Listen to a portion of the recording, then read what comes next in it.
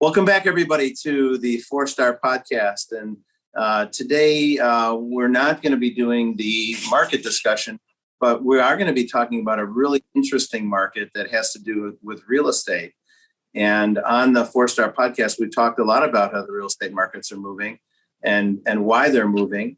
And one of the hottest cities in America is Nashville, Tennessee. So we have an expert who has been a major player in the real estate market in Nashville to join us today, and is Mark Deutschman. Mark, welcome to the Four-Star Podcast. Well, thank you, Brian, for having me today. It's a pleasure. And you know, Mark, you have a really interesting story about how you got to Nashville, but then once you've been there, all the things that have gone on with you, and how you build a big real estate empire, and what's going on in this world. Everyone knows that Nashville is the city, but you know, Mark, you originally founded a firm called Village in 1996 and Core Development in 2003, and now the City Living Group is part of that, right? Great. Tell us a little bit about how you developed this real estate firm, and then let's talk about the market. Well, I ended up coming to Nashville back in the 80s, and Nashville was a very different city back then. We had been the central business district downtown, and we didn't have any housing. We had a pretty good office cadre with about 45,000 people coming downtown, but nobody lived downtown. And all of the ring neighborhoods were sort of decimated too by urban flight. So Nashville had moved out to the suburbs. There was some movement with like Vanderbilt University and Music Row to try to, start moving back into some of the ring neighborhoods. And I got here, ended up working downtown, and it felt like a ghost town. I came here to visit a friend, and the story behind it is that I worked as a marine zoologist up in British Columbia for 3 years after college, and I had a job working with killer whales. About 150 whales came in each year to feed on Chinook salmon and raise their young and frolic in the cold waters about 300 miles north of Vancouver. And in my second year, I was in my little 12-foot Zodiac, which is really a floatable tube with a 35 horsepower Johnson. And I came upon a group of orca. It was about 35 orca, and it was amazing. And I slowed down to go their way. And when I looked back, I saw that my engine was smoking. And I had sucked up a plastic bag. I didn't know it. I didn't hear it. I pulled off the cover and watched my engine fry and watched the whales go one way and me go the other. Fortunately, I had brought up a windsurfer that year. I was learning how to surf, and I had it tied to the side of my bow, and I had a sail. So I rigged the sail, and for 9 hours, I sailed up the straits, dodging some of the ships in the shipping lane and battling the tidal ribs until I landed on a little island. And I walked in, hopefully looking for somebody to help me. And I found a guy in a camp with long hair and a long beard he'd been up there for years, and he could hardly talk. But I was stuck with him, and we became friends. And we ended up meeting again in Nashville, Tennessee in the late 90s. His father had died, and I came down to visit. And I never left. And as it turns out, Joel, who actually is here visiting me today, we've been friends ever since. He lives back in Vancouver, but his father had been in the real estate world, and I got my real estate license to help sell some of their product, But when I started getting involved in Hillsborough Village, and when people asked me what I did, I just started telling them that I sell real estate within a 1 mile radius of Hillsborough Village. And it sort of took off. I was in the right place at the right time, and, helped Nashville come back and repopulate some of these urban neighborhoods. So you wrote a book about the specialty of working in a specific neighborhood, right? That's correct. I read a book called 1 Mile Radius, which I'll show you, Building Community from the Core. And it really is about the evolution of Nashville's urban neighborhoods over 35 years from a real estate entrepreneur's perspective. So anyone that's been to Nashville lately knows it's one of the boom cities in America right now. Conferences are held there. Obviously, anything country music is in Nashville. You mentioned there was a TV show as well, right? There was a TV show called Nashville. Okay. And I was talking with Brian a moment ago about the fact that Nashville has a really good brand. We're known as Music City. We've had country music, but bluegrass, and then every other kind of music comes here to record their albums. And it really makes for a really good brand.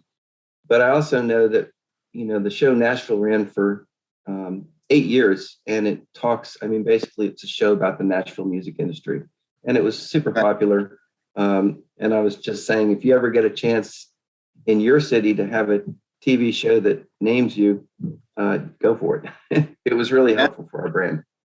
Well, we saw with the Turner Broadcasting System. That's why there's people who are Atlanta Braves fans all around the country, and WGN, the Superstation. That's why there's Chicago Cub fans all over the country. So you manage that same trend in Nashville, where everyone is a fan because of the TV show, which is great. By the way, Chicago is an amazing city. I was up there a few weeks ago, and oh my gosh, it's incredible what's going on up there. Yeah, it's a lot of great things in Chicago, but and obviously Nashville is growing. We're not growing as much, but the idea though is to watch the way you described, Mark, how downtown Nashville had no residents. You said at one point there were only 10 actual homes in the area of Nashville. Mm-hmm. Yeah. As we really didn't, in 2005, I was doing bus tours. So I was starting to get into multi-residential sales. I learned from a company up in Chicago called At Properties how to sell, projects for developers. And they were just starting to build these condo projects on the corridors and starting to fill in some of the ring neighborhoods. And the development was beginning in the downtown. So I would meet people at the Bicentennial Mall here and have them climb on, maybe 100 people climb on these buses, and we'd go downtown and we'd climb through these decrepit old buildings that were going to get renovated. And I can't believe the kind of risk I took back then, taking people through those buildings, but I gave them a taste of what it was like. And I was single at the time, and I was telling people on the bus, it's like, whoever buys and becomes the owner of the 11th house here in the city, I'm going to marry. And it was just a funny thing. I was just on the mic and talking, and it just so happened that this woman came on the tour and she accidentally, called me for a project that she was looking at it, and we met, and I showed her some property. She bought a condo downtown, and when she closed, she became the 11th buyer in the Central Business District, and Sherry and I are married now. You fell in love with her and married? Fell in love with her. She always says I never flirted with her, and I didn't because she was my customer. But when she finally closed, I asked her on the date, and there we go. She no longer was my client. Nice. So you described a little bit how things turned. Let's talk a little bit more about that. How can a city like Nashville that had nothing going at all 30 years ago has now become Boomtown USA? How did this all happen in the real estate market? Yeah, I think in the late 90s, I think the city started realizing that we needed to shift the zoning downtown and allow for housing again. So that was one piece of it. Then we started an organization called the Nashville Civic Design Center that really started thinking about the 10 most important principles, to create a city. And one was to recognize the Cumberland River as our greatest resource and start, facing it and creating park systems and everything around the river. But a lot of it was retrofitting the 84 vacant buildings at the time and creating residential. We actually modeled our plan of Nashville after the plan of Chicago. And it's a 50-year plan. I think Chicago's plan was like that too. And we mirrored it, and it's been a tool that we've been using to approach our development downtown. So it wasn't really by accident. It was part of a coordinated effort. The city leaders realized they needed to do something. Yeah, I think we needed to do something, and we have a pretty good group of public servants, both in politics, but also community leaders who helped make it happen. So it was slow at first. It started to gradually happen in the mid 2000s, and of course, we started to take off by 2008, 2009, and then we had the Great Recession, which, my firm and I had, as the recession happened, I had over 1,800 contracts for condominiums. I was selling a lot of the towers. And, in late 2008, I realized that a lot of these projects were going to sink. It was not a good time to be a developer in the downtown, and condos, for whatever reason, didn't have a good name around the world. And but we ended up rising from the recession pretty quickly. We had a really good mayor at the time. He was building out the downtown riverfront parks. He doubled down and built the Music City Center that you talked about for the conventions, and just spent money during a recession to let us, sort of rise from the city. And then, of course, we got the TV show Nashville. There was a whole bunch of things that started the trend to call Nashville the Its City. And we ended up getting a lot of accolades that other cities would envy. Yeah, it sounds like really great. And I've visited numerous times, and I'll be back in town in a month. So I look forward to seeing what things are happening again in Nashville. There's construction cranes everywhere. Last time I was there, and I'm sure we'll see that again. Just interestingly enough, I was the chair of an organization called the Urban Land Institute. We have about 800 people in our local chapter. And in 2018 and 2019, we were asked to host the spring meeting. So in April of 2019, we had the top real estate financiers and developers really from across the world. We had 4,300 people come in, I think 600 from other countries come in and do a convention down at Music City. And we did this whole suite of tours of Lower Broad and all the different things that are happening, and really showed off the city. And I do think that probably has been an impetus to draw a lot of money into our city. I think a lot of people were really impressed. Nice. Well, certainly has worked. Now, you mentioned there's some other big companies coming into Nashville as well, and that's affecting the market. So let's talk a little bit about that, and then what's going on in the real estate market specifically in Nashville. Sure.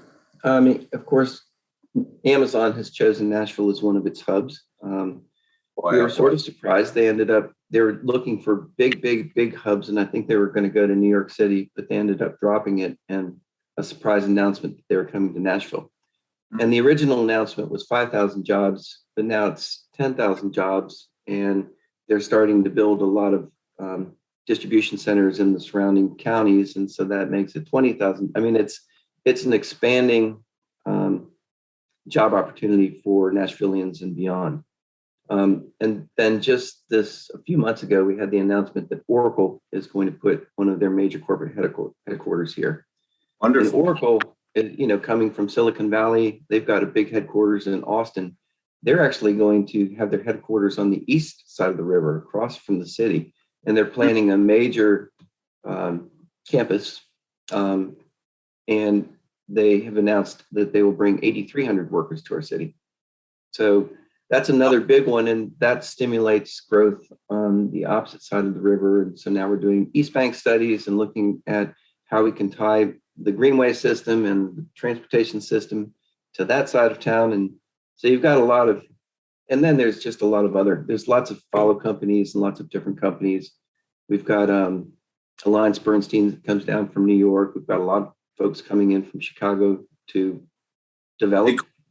The corporate headquarters are coming to Nashville. Big corporate headquarters, and then a lot of others coming into operations headquarters. Interesting. Yeah. So, Mark, you mentioned you're one of the leaders of the Urban Land Institute. So it sounds like that's really a key position to be in as a city is growing like this, because Oracle's taking land that wasn't really even used at all, right? Yeah, it was fallow. It's industrial land. There's a lot of stuff that's up in sort of River North area that, again, I think somebody from Chicago had accumulated 100 acres or so, and they came in and bought 60 of them. Nice. Chicago seems to be influential down here. Big rivalry, the Nashville Predators and the Chicago Blackhawks. I do know that. And you guys, we have a good hockey team. You guys are now winning that war. We did but now you are. That's great. So with all this happening, let's talk a little bit about the housing market for homes or for condos. Or, are there a lot of condos being built, or is it still primarily homes, individuals? It seems like from, the Great Recession on, we had maybe 15,000 multi-residential for rent projects built. I mean, the market had turned from condos and was building a lot of things for rent. You're having more condominiums built now, but it was like 1/10 of that amount, maybe 1,000 condos for 15,000, or 1/15 for 15,000 multifamily residential. But what that means is a lot of people are coming and learning to live in Germantown and downtown and all the ring neighborhoods, and they're coming in to get their jobs, but they come in and learn to love the urban neighborhoods, and they become buyers for some of the condos and homes in the surrounding communities. So I like it. So, yeah. And so what has that done to real estate prices in Nashville? I mean, we're still a fairly attainable price point. We are seeing an influx, and this really accelerated during the 2020 with the pandemic. I think people were leaving New York City, and they're coming from Chicago, they're coming from Los Angeles, and they're coming from Silicon Valley and coming to Nashville, in Seattle because of Amazon. So what you're seeing is people coming from other markets with bigger budgets. And so that started to press the prices. One study I saw was that people coming in from those other cities that are coming to Nashville have a 38% larger budget than the Nashvillian moving up. And so even though we've had attainable price points, and the average home is still, in the 300s, and the condos are a little less than that, you're seeing those price points push. And, that's good if you own your real estate, because you're creating a lot of equity, but it gets a little bit harder on, folks looking for affordable living or the workforce. So we've seen an increased need to create affordable and attainable housing. Nice. And the original basis was all based on music and the music industry, but now it's expanded to, unrelated, America, Amazon, Oracle. It's the exciting time to be in Nashville. We also have like 18 educational institutions, and, Vanderbilt University is growing like crazy. Belmont University is growing like crazy. They're expanding their campus. We get more students trying to create what is needed to be the workforce for some of these high-tech jobs that are coming into the city, which is smart. It's an exciting time. So do you have to like country music to be in Nashville, or do you have other kind of music? It's nice to like country, because if you get to go downtown and hit the honky tonks down on Lower Broad and see some great local shows. On the other hand, Nashvillians have really become accustomed to seeing all types of music come up through here.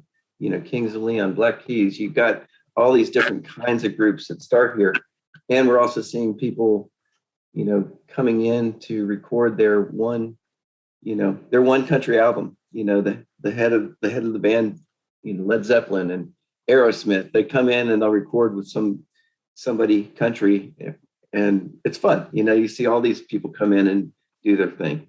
We have a lot of music, Justin Timberlake. We have a lot of people coming in, and Keith Urban, they're all coming in and making Nashville their home. Nice. Well, Mark, it's been very interesting to talk with you about a really great city, and having been to Nashville many years ago and then seeing it as it's grown, it's been pretty exciting.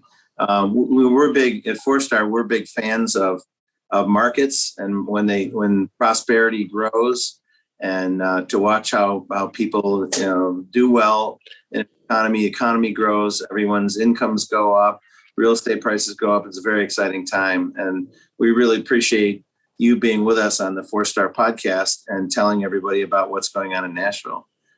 So I would say, come on down. Come on down, everybody.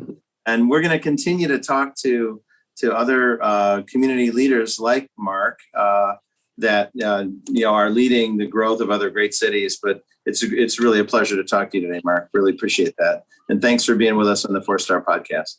Thanks so much, Brian.